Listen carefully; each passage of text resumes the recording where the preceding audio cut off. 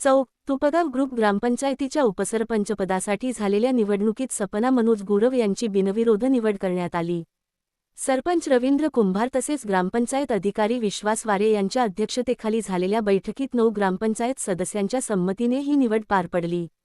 शिवसेना उद्धव बाळासाहेब ठाकरे पक्षाच्या वतीने सपना मनोज गुरव यांनी उपसरपंचपदाची जबाबदारी स्वीकारली आहे। निवडीनंतर ग्रामपंचायत सदस्य आणि ग्रामस्थांनी त्यांचे अभिनंदन करून पुढील कार्यकाळासाठी शुभेच्छा दिल्या। गावाच्या विकासाला प्राधान्य देत नागरिकांच्या विविध समस्या सोडविण्यासाठी प्रयत्न करणार असल्याचे नवनिर्वाचित उपसरपंच सपना मनोज गुरव यांनी सांगितले।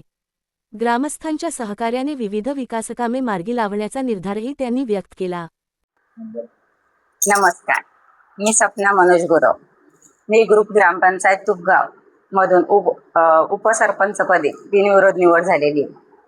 त्यासाठी प्रथमतः गटार, रस्ता, सांडपाण्याची व्यवस्था, अजून दिवाबत्ती वगैरे हे सगळे जे आहेत जे माझ्याकडून होतील ते सर्व कामं करण्याची माझी इच्छा आहे।